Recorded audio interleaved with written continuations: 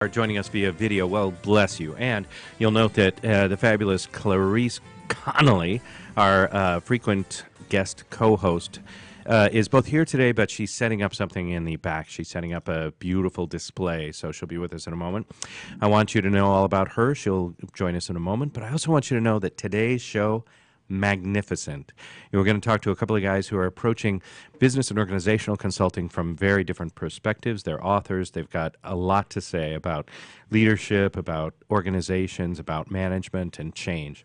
So if you're interested in organizational coaching or coaching leaders or coaching people going through some sort of organizational change or planning one, you've arrived at the right place on the right day. In the meantime, we should shout out to one of the, look, if you're a baseball fan, well, you're in the minority. But if you are, you know that we are in the middle of or just towards the end of a great World Series here in the United States of America. If you haven't been watching, you should, because there's been every kind of inspiring, exciting baseball, and there's going to be more of it tonight. You can be for whomever you want, but I will just say that in the spirit of the enemy of my enemy is my friend, I am voting against the Dodgers, which means I'm for Houston Astros, in case you cared, which I doubt it. But something you do care about is the International Coach Federation. Look, we are delighted, honored, and just excited to be in our fourth year of media partnership with the International Coach Federation. Our partnership gives us the opportunity to support the fine work of the people in the organization and doing the great work that the International Coach Federation does. It's the world's largest organization of professionally trained coaches. It's an independent certifier of coaches, provides independent certification of coaches, and it provides accreditation of coach training programs. If you're looking for your coach credential, people are wondering who all these folks are behind us. It's awesome.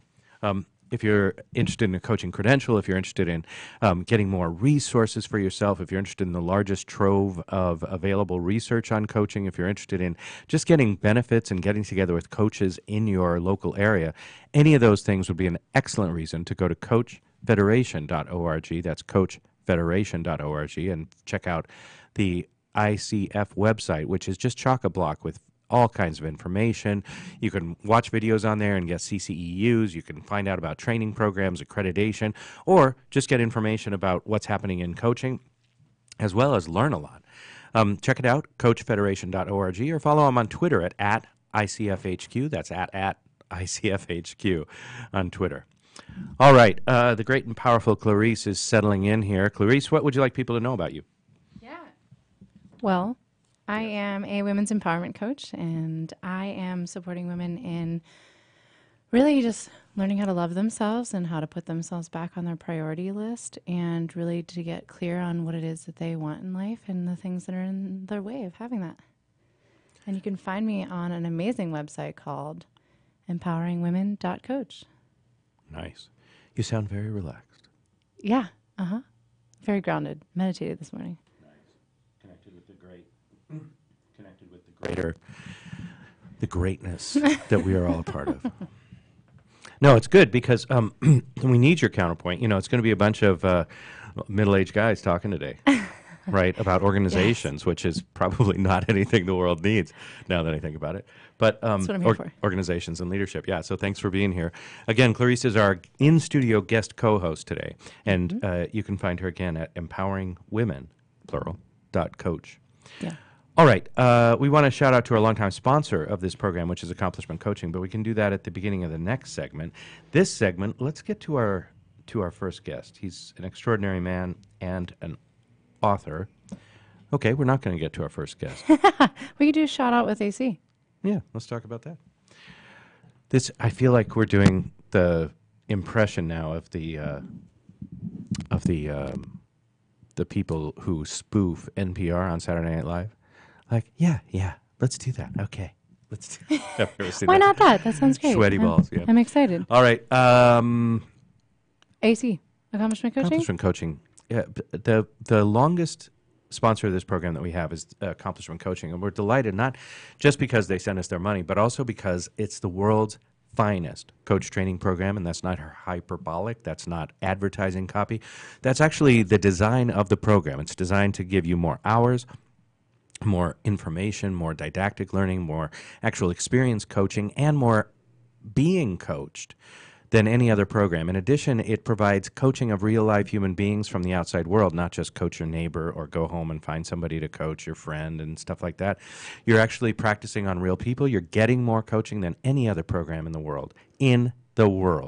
It's an extraordinary program, the top line program, and it's not for everyone. But if you're interested in the finest things in life, if you're interested in taking one coach training program that will set you up for your career as a coach, you should check out Accomplishment Coaching. One of my favorite things, Clarice, is that you can go to Accomplishment Coaching and actually, for free, for very little investment, watch the coaches training program in process. And by very little investment, I mean you just have to let us know you're coming and then show up. Couple of hours, right? 2.5 hours of the coach training program in process. You just get to sit there and observe like a fly on the wall. And it's an extraordinary opportunity. Even if you choose a different program, it's great to see what's happening in the world of coach training. Because I don't know about you, but when I go find out about coach training or try to, I get sales pitches, presentations, get-togethers where their graduates try and pressure me into coaching. That's coaching school or choosing that school. And I don't enjoy all those things. But I do enjoy going and looking for myself and making an informed decision using my own brain. So if you're interested in that, check out accomplishmentcoaching.com. They're in 6 cities across North America. Here's your choices. If you're not in North America or if you're not near one of these cities, the program for you is in San Diego. It's a fly-in program. It meets half the number of times as the others, and it starts this month in November. Check it out, accomplishmentcoaching.com. The San Diego, it's called a modular format program.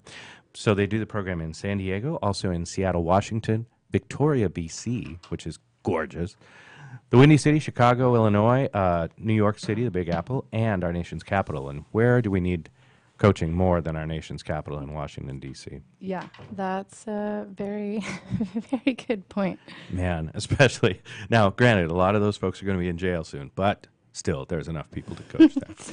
All right, if you're interested, check it out, and you should be. Every human should go and check it out. Accomplishmentcoaching.com is the place to go.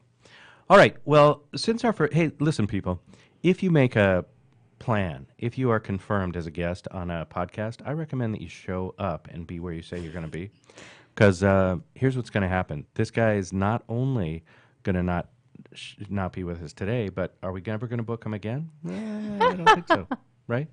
Hey, now, accidents happen. Things yeah, come up. it could be our bad. It could be. I don't think so.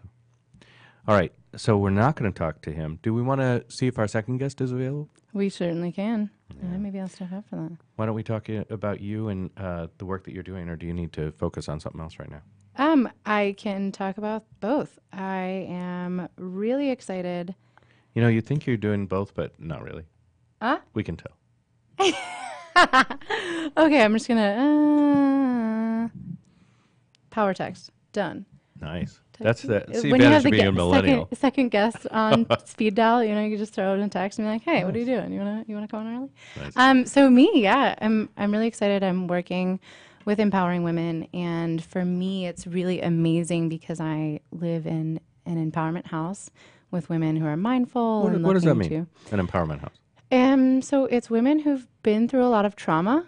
And that are, well, I mean, it could be big and small, right? It could be anywhere from childhood abuse to sexual trauma to, just psychological abuse or just parents that are not emotionally available.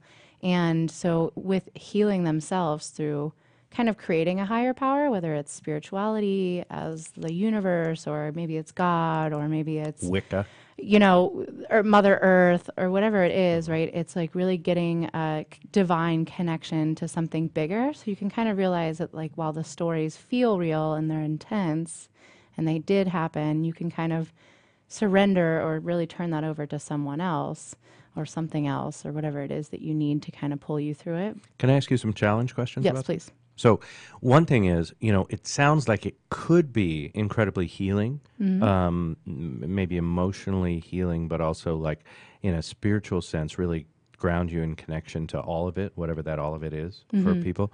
But it also sounds like it could go the other way and just be a place where people whine and bitch and moan all the time, and that really sort of fosters victim consciousness. How do you address that, or how do you deal with that? It's kind of, I like that. That's really great. It's kind of cool because, again, there's about 10 of us or 12 of us. And when you get an opportunity to... Two-bedroom place? I'm kidding. It's 8. Go ahead. 6. But when you hear that you're not alone, like that you're not the only one that's experienced such trauma or such, whatever, it normalizes that maybe you've talked yourself out of the experience, or you've buried it, or you've never actually looked at it, or you've never experienced it, or never felt it. You just kind of bottled it up and was like, nope, not today. So when you actually get a chance to express it, you kind of get a chance to mourn it or be angry about it on purpose. And I think when you kind of release that, it almost loses its energy, or it loses its significance or intensity. Nice. And so, when you do it on purpose with intention and do it deliberately, you really get to see like, okay, this has haunted me since it happened, or for 15 years, or my whole life, or for 6 years. And that's the part for me that I'm really in love with, is it like, then what? Because people have used that as their identity. I've been a victim to this, or I've been bottling this up and taking it out on everyone else. And so then once you get to realize like, hey, you could still carry this, make it your life, or you could choose something different. And that's where you get like the pivot point of like, it doesn't really haunt you as much when you finally face it, instead of stuff it in a corner and make it a shadow and make it this daunting, scary thing. Okay. And it's a choice point. You get to see that you can release the energy it has on you, and, have some therapy, healing, and, whatever modality it is to support you through. And then you get like the freedom to choose, like, what will life look like now that's no longer who I am. And do people sort of choose to graduate out of the house, or is it like... Yeah, absolutely. Some people, it's just like a place to like, okay, yeah, I'm very clear I have codependency, things I need to work on. I'm going to go live with 12 people? Is that a good plan? Yeah, absolutely. It creates codependency is normally like the opposite sex, but then it's also like when you're highly mindful of like, hey, I can tell you're like leeching onto me with your energy. People start to like confront you, because everyone knows that your highest intention, or your biggest like what for, is because you want to be your highest version of self. So when you're kind of doing that addictive or compulsive behavior of codependency, or, addiction to caffeine or whatever it is, people can be like, hey, is that more of your, avoidance strategy, or is 7 that more cups of of your... coffee seems like too much. Yeah. Let's talk about 3. Yeah. Or, herbal teas or something like that. So it's really great to like be able to hear how people are all working with their inner child, and how to really focus and address that, and to really hear that and see how, while the stories have differentiating factors, that we're all kind of just really desiring to be loved. And whether we weren't loved by our parents or loved by our first significant other, we get to really or create... our last one. Or our last one, or all of them, right? We really get to kind of see that those are just the obstacles in the way, and that we can kind of create something different once we actually look at them, and then choose to move forward with them, instead of disassociate from them, or bottle them up, or sweep them under the rug, or pretend like they never existed. And where are you in the process? Do you think you're almost graduated? Do you feel like you just got there and you need to spend a few years? No. I've been there about a year now, and it's, luckily for me, I'm not really, I don't have a substance abuse, so I'm not really addicted to substances, which I feel like, God bless, like I'm learning now is one of the hardest things. Yeah, you're talking to a guy who always has coffee with him, right? Yeah, and so I'm just really lucky that that's not the thing that I have to work on. So I really get to see like how, I'm working with just like my addictive substance is food. I just want to emotionally eat my feelings. Oh, nice. And I'm doing really great. That's my family's done that for generations. Yeah, so you're in good company. generations. So I'm, that luckily, God bless everyone else. I'm learning it's a really hard fight that never ends, but it's really great. It's been really insightful and really wonderful. Well, thank you for sharing that. And in that sharing, we've located our guest, and of course, I feel terrible about having cast aspersions on our guest, because as a parent, one of the things we know that we cannot control is the health and needs of our kids. And apparently there were some sick kids involved. So we're delighted to welcome, for a brief period of time, to our microphone, James Sudakow. He's an author and owner of CH Consulting, a boutique management and organizational effectiveness consulting practice. He specializes in companies managing organizational transformation, creating talent management strategies and programs that maximize, are you laughing at me? No. That maximize employee capabilities and improve business performance. You should, when you write these things, you should always say them and find out if a human can speak. He's also author, and I love this, of the book Picking the Low-Hanging Fruit, ... and Other Stupid Stuff We Say in the Corporate World from 2016, a humorous illustrated corporate glossary that sheds an irreverent light on weird business buzzwords. Please welcome to our microphone, James Sudakow. James, am I saying that correctly? You are. Great. And thanks for the flexibility with 4 kids in the house. So sometimes that's harder than my day job. Here's my rule. Don't have more children than you have hands. That's my rule. I know. I've realized that the hard way. I can't take it back now, but I'll apply that to other people. Can I take it back now? I think that, and I feel like you should ask this from your centered place, Clarice. I feel like a great place for us to start would be with work-life balance, because you've just had a challenge in that area, right? Mm-hmm. Mm-hmm. Oh my goodness, yeah. You know, it's funny. I've been writing I'm writing a book about work-life balance, and I think it's purely to solve my own problem. Mm-hmm. I'm not trying to help anybody else, but I'm definitely trying to solve my challenge. And it's a tough one. You know, I run a business. I'm the sole financial provider, and we have lots of dependents running around the house. And you want to try to figure out how do you do justice to both. And today is a fine example of where I'm not sure I did, but a lot of the times I think that you work really hard, and I've been working on a kind of a compartmentalizing strategy where I just kind of focus on one and then the other versus trying to juggle, because I don't think my brain's capable of juggling. Mm-hmm. I've been trying that for a long time. Well, we got a lot to cover in a brief period of time, so I want to apologize to our listeners if we seem to be, skimming stones on the surface. But let's let people know that they can always find out more by going to your website, which is James Sudakow. That's James. Sudakow is Sudakow.com. That's Sudakow.com, JamesSudakow.com. I want to talk about leadership succession in organizations. Talk about your left turn. The thing that I find is that it doesn't matter. Usually we think about this in terms of organizations like mine, where I started it kind of like you. I'm an entrepreneur. I started my own organization. And sooner or later, I recognize that I have to replace myself or find somebody who can do it better or something. But I think usually we think about leadership succession in terms of an organization that's of size, something in the 20 million or larger, where it's hilarious to me how often I'll come into an organization and they have zero plan for succession. I know. It's seen as a threat to the powers that be or something. So will you speak to that for a couple minutes? Yeah, and I have the exact same experience. It's one of those things where you look at a company and there's a lot of time spent on strategy and a lot of time spent on technology and all of these really important things. But the thing that I always tell them is, it's the people that actually make those things happen, right? And your long-term differentiator is actually people. So creating, I hate to use this term, but creating a pipeline of really well-developed, high-potential people is what is making your business sustainable. Right. So it's eye-opening how infrequently there's kind of formal ways of doing that. That's actually what I end up spending most of my time doing, is actually helping companies either build programs that actually help, get those next-level leaders ready, or even identify them in the first place, or even provide kind of individual coaching as people try to make a jump from one level of management and leadership to another. And I remember, when I jumped from a director to a VP level when I was internal before I started my own practice, that was probably the hardest jump I ever had to make. Mm-hmm. And nobody really tells you about how hard that jump is. Everybody focuses on, when you go from an individual contributor to the first time managing people, and that's a big jump. But I found the director to VP jump to be so much more significant. And to your point, those are the levels of jumps that require people to get ready to take on succession and next level of top leadership. So it's interesting because how many gaps there really are in companies around those really important steps. Mm-hmm. What would you say? What would you say are the 3 signs that it's time for leadership succession? You mean in an organization? When is it time for them to actually start thinking about it? Yeah. Mm-hmm.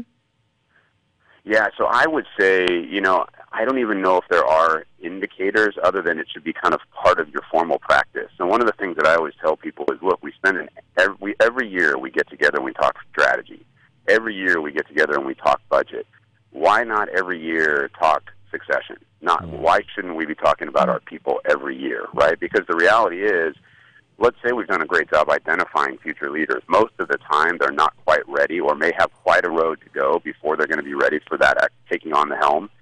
So the thought is, on an annual basis, we should be doing things to help move them along that path or even expedite them. If, to your point, if there's a red flag that we know we've got a leader who's going to be leaving soon, or if there's going to be a kind of a large-scale restructure that's going to throw a lot of changes into the organization, we should be ready for that. And the only way to do it, in my opinion, is to kind of be on it early, kind of proactively do it the same way you do your annual processes around budget and strategy and anything else. I like that. I want to go back a step, and this may be just for personal privilege, so to speak.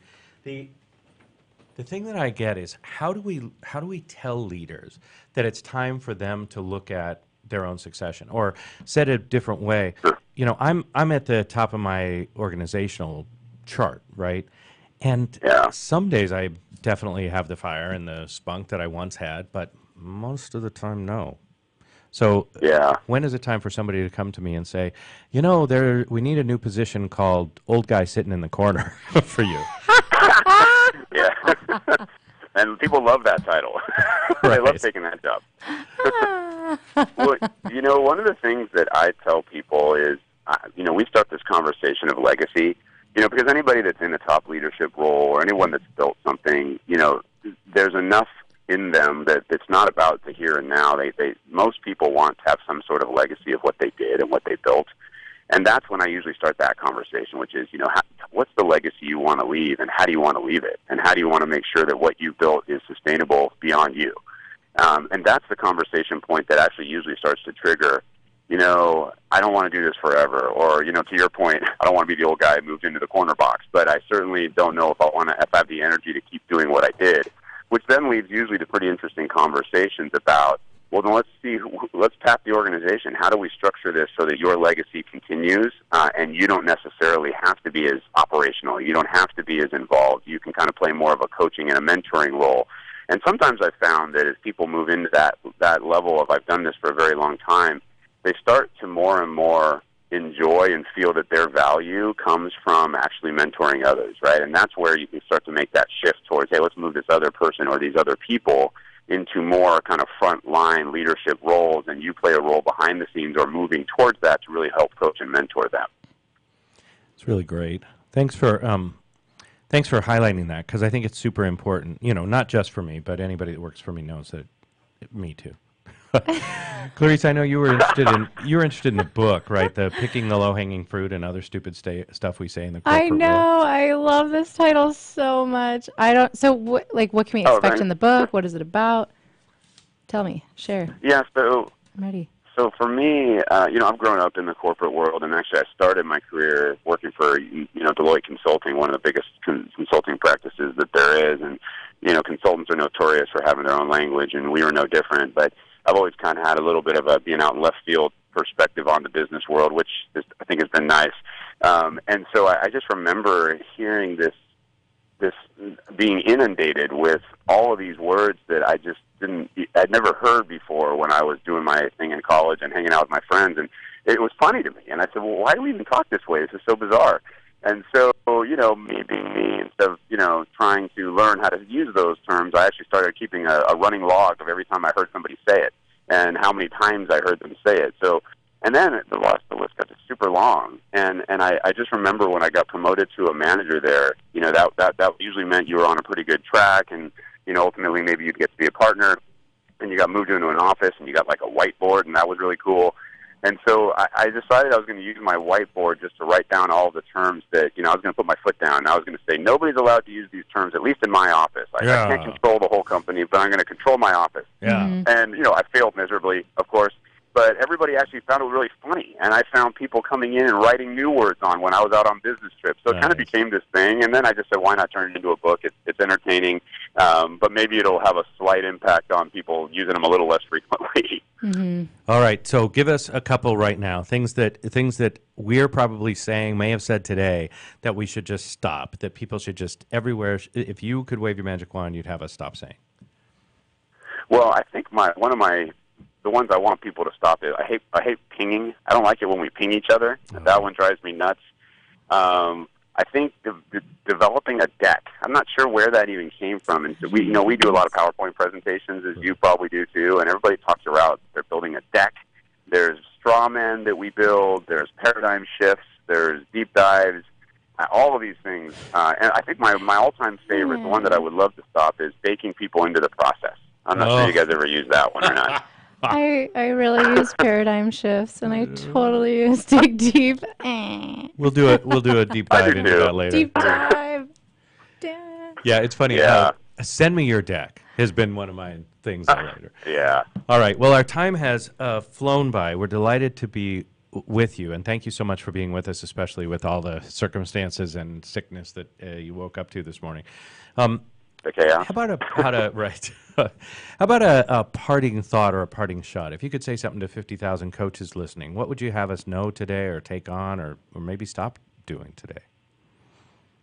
Well, yeah, that's a great question. The one thing I would say to coaches is, and this may be sacrilegious, but my experience has been that there isn't a right or a wrong way to coach people. I know there's a lot of methodologies out there, and there's a lot of certifications out there, but mostly what I've found is the ability to kind of put yourself in their shoes and to listen to what their issues are and to ask questions of them in a way that challenges thinking. If there's three things that I've learned about how to really kind of get people to do it, that's one of the best things that I've learned. Great. Well, thank you so much for that call for empathy. Thanks for being with us and working out your own work-life balance today. That's James Sudakow, and you can find him by going to jamessudakow, SUDAKOW.com. When we come back, more talk about leadership today on Coaching.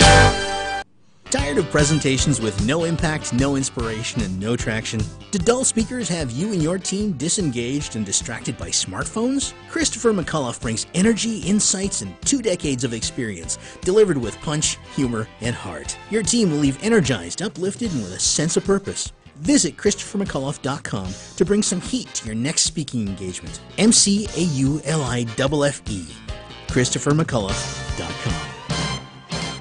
Are you seeking to change your career to something that is both fulfilling and challenging? Do you want to help people reach their full potential and strive to achieve their dreams? Would you like to inspire those around you and help create a better world? If you're serious about a career change or just want to explore the craft of personal coaching, contact Accomplishment Coaching. With locations across the country in Washington, D.C., Seattle, Chicago, New York City, and San Diego, Accomplishment Coaching is the leading institution in personal coaching. Our staff carefully monitors the entire program, live during the training process, and have met the strict standards of ICF International to achieve accreditation. Through a focus on quality instruction rather than endless modules of training, Accomplishment Coaching will guide you from your very first step all the way to becoming one of the finest coaches in the world. Visit AccomplishmentCoaching.com to learn more. Accomplishment Coaching, where coaches lead and leaders coach.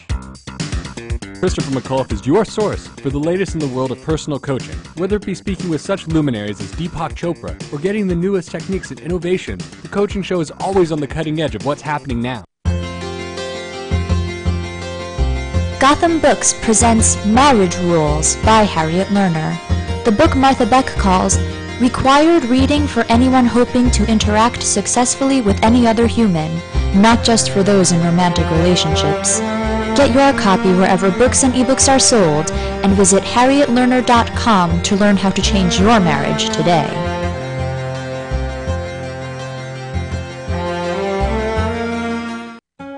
Do you want to be a professional coach? Are you in business trying to make a real difference with people you manage or work with? Have you started a coaching practice that isn't quite getting off the ground? Get the skills you need to be a successful coach today with the Coaches Training Program from Accomplishment Coaching. The Coaches Training Program will show you how to help others focus and be more fulfilled. Whether you want to improve your company's bottom line or create a thriving coaching practice, Accomplishment Coaching can give you the distinctions and practices you need to coach others effectively today. Accomplishment Coaching has spent 6 years developing a cutting-edge coaches training program that will have you ready to coach people professionally in just 12 months, and you don't have to take time off work to do it. To find out more about the Coaches Training Program, just call 1-888-548-6813. That's 1-888-548-6813. Talk to me.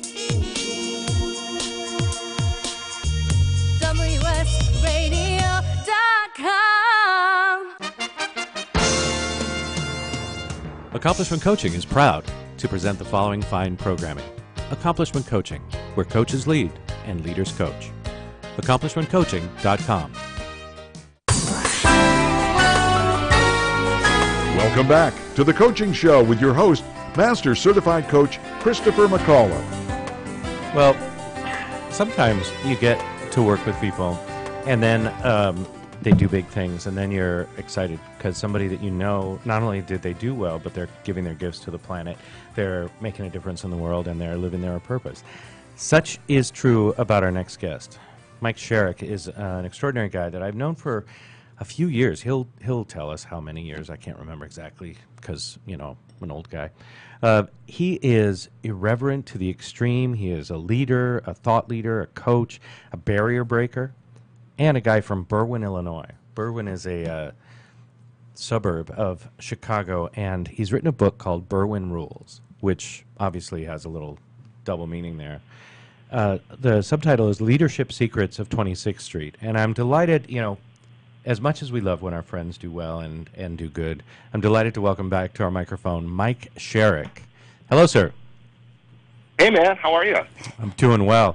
Listen, I was so happy when I read this book that it is not quite as irreverent and challenging and confronting as you are in person. I was worried. Yeah. You're a guy. That'd be kind. You're a guy with some clear opinions. You're a guy with seemingly fearless willingness to go toe-to-toe with people.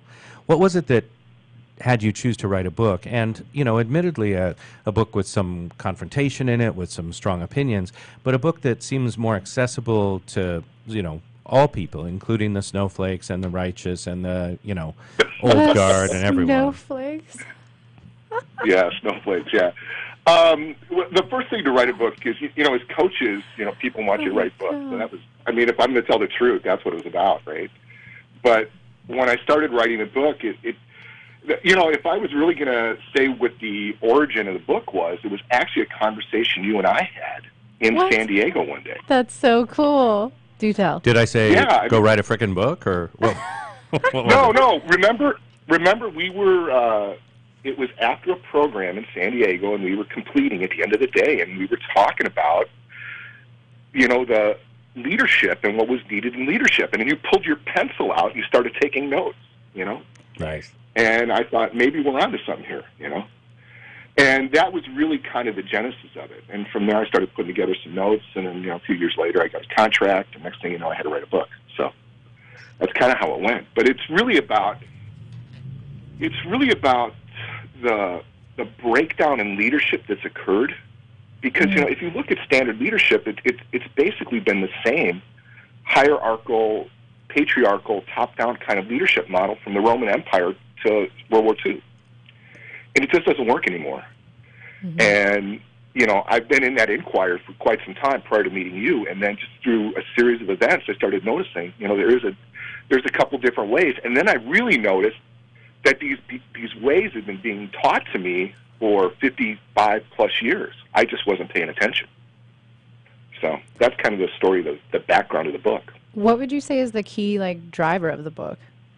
Like, what is the main point or the main, like, what are people getting? The main point, the main driver of the book is you have everything you need within your arm's reach to do whatever you want to do. That we are in complete control of our own lives, and we can make any change we want in our organizations and ourselves and our community and our world, just from where we're standing. That everybody in and of themselves has the power to be a leader right now. Mm. Permission is not required. What do you think is in the way? What has people, like, you know, follow the Kardashians instead of being one? Or ideally being a leader? What? It's easier. It's confronting to stand. Mm-hmm. It takes courage. And, you know, we've kind of gotten to this place where it's more about falling in line than it's about standing up. People are rewarded really well for, you know, following the party line. Mm-hmm. People are rewarded really well for keeping their mouths closed, you know? Mm-hmm. So I think that's what's happened. For a while it worked, you know? Mm-hmm. But it doesn't work anymore. Not to the level it did before. So I think that's what happens. And it's about looking good and, you know. Yeah. And, you know, Yeah, people want it to be easy. How would, like, in your opinion, like, how would you say, like, what is leadership? How do you define it? And what does that look like from your end? It's primarily fulfilling on a vision that makes a difference. Right? It's a difference for the people you're committed to. It's fulfilling your commitment. You know? And I think it's different for everyone. I don't think there's one way of doing it. Yeah? So, given that, I'm going to mess with you just a little bit if you'll allow it. Sure. Bring it. Yeah. So, given that definition, then, you know, some of the great despots of the world have been effective leaders, right? How would you characterize the difference between Donald Trump, Hitler, Bill Clinton, and I don't know, Nelson Mandela? Like, where's we could say each of those people is a leader, but are they? Well, you know, clearly they. You know, you look at. It's interesting how you put 4 guys in there, and there's 2 teams. That's hilarious. So, we'll say Team A, the team that wears the black hats, right? Their primary focus is on themselves and their ego. And Team B, the good guys, their primary focus is on something external to them, making a difference, making a change for good for all, right? I'd like to also apologize for not throwing any women in there. You know. Yeah, I'm over here like. Exactly. Seriously. That's why you're here. You got to balance us white guys out. Yeah. You got. Oh, yeah, Clarice, you're dealing with a couple of white guys. What is this? What's happening right now? Anyway. Exactly. What's happening in the world? Old white guys think we know something, and we're talking all the time. Okay. Exactly. Speaking of which, what do we do? Open mouth. What do we do about that? So, look, one of the things I know and love about you is that you're a guy who doesn't deal in a lot of hyperbole, not a lot of BS, right? You're a guy who gets to the meat of the matter pretty quickly and effectively, and you're known for that. And your book advocates that and demonstrates it at the same time, right? I got about a million little corner things. I know, you have bunny ears on the whole book. Right, about things that we're going to talk about. But, you know, what we're finding in the world, especially right now, is there's a real awakening around the sexual politics, around the sexism and male domination through, you know, sexual assault, sexual harassment, all sorts of things. And, in fact, in my own company recently, very recently, this week, we had an issue of, let's call it racial insensitivity, where, you know, somebody talked about a Halloween costume that was completely inappropriate in a professional setting, right? So for some people, that's like, you know, snowflakes and we're sensitive and we need to get over it. For other people, that's the main thing wrong with leadership and the political dynamics in corporate America. What do you say about that? Well, I think it's a both and, to quote our dear friend Jody, right? I think we have become overly sensitive. I think we've created victimization as a new profession, and I think we have to be responsible for that. Okay, but on the flip side, I think especially adult, especially white, and especially professional males have to up their game. I think we've been sitting back and just, you know, taking our hands off the wheels and saying, okay, you know, we don't want to rock the boat. And things have gotten crazy, and we've participated in it. It is unacceptable that guys like Harvey Weinstein do what they do. And that's just ridiculous. And it's unacceptable that guys like George Clooney or Matt Damon stand by and watch it. You know, so we have to interrupt the unworkability, regardless of what the cost is, because the unworkability has become so expensive. And I think it's on both sides of the ideological line. You know, I don't think there's anyone who's not, for lack of a better word, guilty here. You know, we have to start looking out what's in the good of the whole as opposed to just for each individual selves, I think. Is that too general, or do you want specific action? No, I love that. I think it's like, you know, Christopher goes on the side tangent, and those are all very valid points, but I kind of want to reel it back into, like, really for me personally and those who are listening, like, what would you say, like, back to leadership and distinguishing that, what would you say are 4 cornerstone distinctions of leadership? Like, what are the big meaty pieces that more people need to consider? You're all about the definition today. I like it. This is keeping us on track. important. Millennials need to know, like, what does it mean to be a leader? And, people, I think it's too gray. What if you got really clear on that? And when you're really clear on it, I think it's important to, like, ride with that. Pretty sure she took a shot at us right there with the gray. But moving on. I know. It's too gray in here. All gray white guy shot. That's right. No, I actually do think there are four distinct cornerstones to leadership that exist today, and I think the first one is a distinction called being given being in action by something greater than you. To make that shorter, it's actually identifying what your purpose is. What's your purpose for being here on the planet, right? At accomplishment coaching, they do that great exercise early on. What's your life purpose? Mm-hmm. If you connect to that, like really connect to it, that's a great place to start. The next distinction, I think, is being cause in the matter, which is just extreme ownership, responsibility, like no excuses, no victimization, no excuses, like you own it. If you say, yep, it's yours, you own it 100%. Mm-hmm. The next distinction, I think, is authenticity, like truly being authentic. And authentic isn't being real. It's not emoting. It's not spewing every thought that goes through your head. Authenticity is really operating, again, another accomplishment coaching distinction would be operating truly from your essence. Mm-hmm. It's operating at your highest and best self all the time and being responsible when you're not. Mm-hmm. Like, the best place to be authentic is to identify when you're not being authentic. Identify when you're irritated, which I'm mostly irritated. Identify when you're, triggered. Identify when you're upset. Identify when you're looking good. Identify when you're being irresponsible, And then the last, and I think the most powerful distinction, is integrity. And it's just honoring your word and honoring yourself as your word and doing what you know is expected. I think with those four key distinctions, I actually went to a workshop and we spent a day and a half breaking down all the characteristics of leadership, and there were like 150 people in the room. And that's the four we identified as the key common distinctions. If someone demonstrates those on a regular basis, they're a pretty freaking good leader. Nice. I'm looking for how, they all seem a little bit, massively subjective, right? Because one person's integrity isn't another, and one person's authenticity isn't another.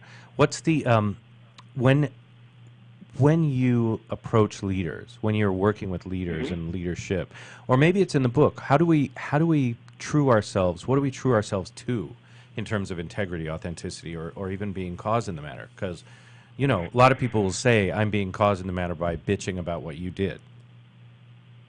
Well, first of all, that's BS, number one, because bitching isn't, that's not being caused in the matter. It's bitching, okay?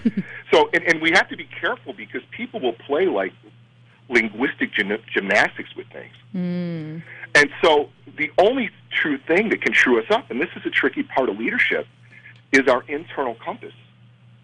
Christopher, I have no say in the matter of your integrity. I have no say in if you're being caused in the matter or not. I don't. All I have to do is create a relationship with you and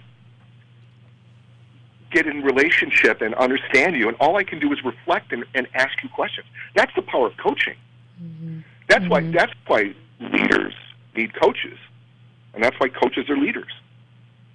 Is you need to have a structure that reflects back to how you're operating. Otherwise, you can become a despot. I love that main piece. It almost it's not like a step by step, but it almost sounds like if you find your life purpose first and you do that and create that, it's almost like everything else falls into place. And it's like the life purpose needs to be big enough for you to actually be able to be and come from authenticity and show up with integrity. And I love the being cause in the matter. It's almost like just complete ownership. And that's huge. Yeah. Well, the whole, the purpose is actually, how it was taught to me was being given being in action by something greater than you. Mm-hmm. So it's beyond your ego, and it's beyond your wants and needs. Mm-hmm. And it's kind of that thing we're born with that is really you distinguish, it's your life purpose. It's like, why are we here? And it's not to just drive a Tesla. Mm-hmm. Although that's cool, it's not the purpose, or it's not to have, $10 million in cash. Very cool, but it's not enough to actually be worthy of one's life. Well, I want to point that out, and I don't know if there's a question here. Maybe the question is, what I hear in what you're saying is that maybe some people lead from their ego, and maybe that is the one or the things that are maybe money driven, right? Versus if they deep dive a little deeper and they really get to the pure essence purpose, that becomes a different type of leader in itself. So do you see that that's what most people are doing? They're not really diving to the deeper piece, and that's why some leaders are maybe a little more questionable because it's leading from ego? Well, I think that's kind of how this whole thing is set up. Is just look at a resume. Just look at anybody's resume. It's almost always about me, what I've done, all my accomplishments, blah blah blah, right? Mm-hmm. And when you have initial conversations with people, they just tell you about themselves and all they accomplish, and everything's about them. And that's great. The ego actually drives us, because if it was just about sitting on top of a mountain, nothing would get done. Mm-hmm. I would love to be that guy, but I got to pay the bills too. So I think it's a healthy balance between some ego, but really the thing that's going to keep it going and have you go through the eye of the needle to face the real demons, to actually handle those real challenges in a way that can make a difference, is being connected to one's essence, or being connected to that purpose that's greater than you. Mm-hmm. One of the things that I'm hearing throughout this conversation is really, and throughout the book is Berwyn, Berwyn, Rules, is consistently a call to action, right? You're a guy who doesn't want us to sit around and ponder, right, or get to the mountaintop. You're like, get clear about it and start moving. I also want to point to that the action given by, as you say, something other than you, the action given by integrity, the action given by authenticity, or given by being caused in the matter is different than most of the action that we're taking, is what I see. So with that in mind, what's the number one thing when you walk into a situation where you're coaching or consulting with a leader or developing them, what's the first call to action? What's the first place you start? Is it integrity? Is it that purpose? Is it getting the feedback from people around them? Where do you start? No, the first place I start is to get a clear definition of what's self. Mm-hmm. Like, what are they really dealing with, right? Mm-hmm. To find out, where are they standing? Where are they located? Hey, listen, have you ever gone on a trip and you're lost? I've never gone on a trip. I'm kidding. Yes, we've both gone on trips and gotten lost. Right, yeah. Uh-huh. And you get lost, right? Right. So it's that moment when you're lost where you're freaking out. But as soon as you figure out where you're at, it doesn't matter where you're at. You can get yourself out of it, right? Mm-hmm. So it's really identifying where you're at. Like it's like when you go to the mall, you are here. That's always the first place. Right. And it's not just like you are here, like locating, but it's like you are here relative to what you're committed to. Mm-hmm. Relative to what you're really up to, what you want to make happen. Mm-hmm.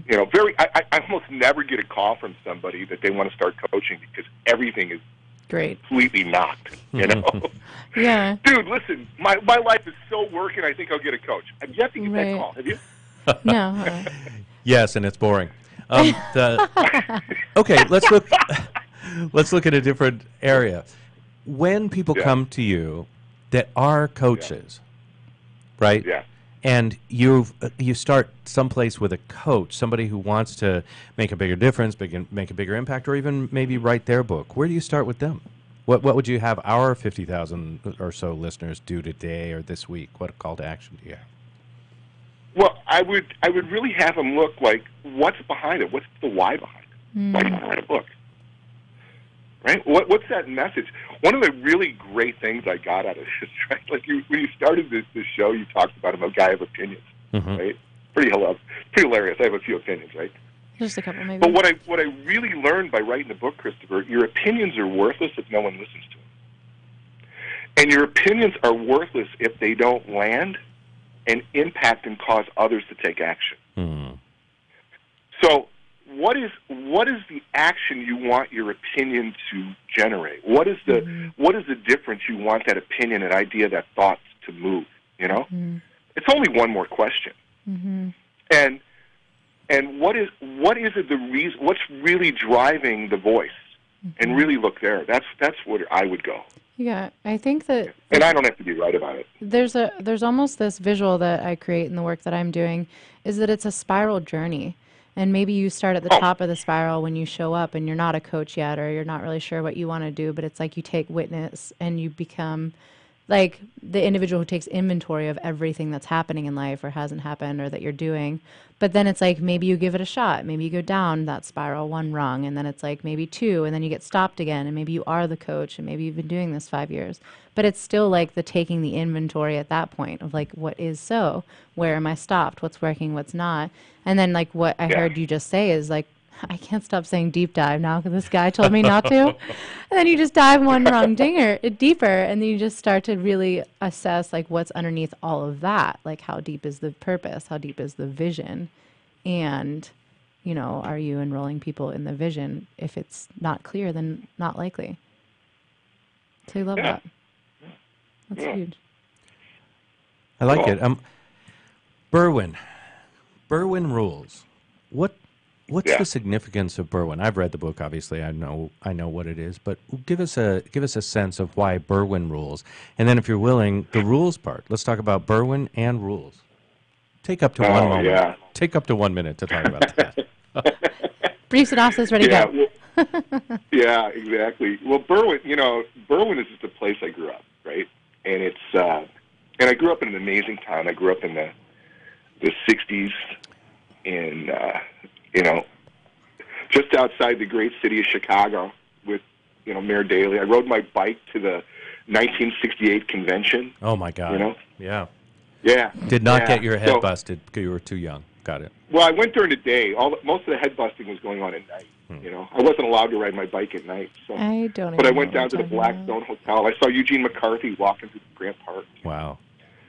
But, Berwyn was this really iconic place, and it was, even though it was, 6 miles from downtown or 7 miles from downtown, it was, in a lot of ways, a million miles away, And it was kind of a really blue-collar place, but it was also a very matriarchal place. So it was a little bit different than the rest of the places that I'd been, and the people from Berwyn were a little bit different. And I didn't realize it until I'd been gone for quite a while, I just thought everybody was that way. And it was this great blend of civility and survival of the fittest, So, we really learned a lot of great lessons and great skills at a pretty young age. And there was, a pretty substantial work ethic, and, you had to stand up for yourself once in a while, and, sometimes you get a straight knee. One of my favorite parts of the book is fighting. And what the posture and purpose of fighting in the street. It's a wonderful book that's part memoir, part many strong lessons, and part opinion. I'm sorry to interrupt you, but our time is fleeting, and I want to give you the last minute of our time together. What would you like to use, say, or provide as a parting shot or a parting thought today, Mr. Shereck?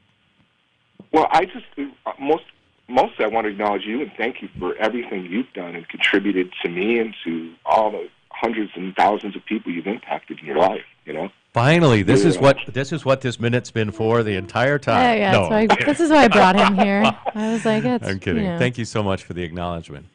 And how can people find more about you and the work that you do? How can we get in touch with you if we want to work with you? You can call me at 630-643-6336. I've got a website, MikeShereckGroup.com. You can do that. You can find me on LinkedIn. I'm pretty much all over LinkedIn. You can call you, and you can get a hold of me. That's true. I'm pretty easy to get a hold of. I'm not a state secret. You could tell old guys because we use phones still. I know. It was like, right? Phone. That's awesome.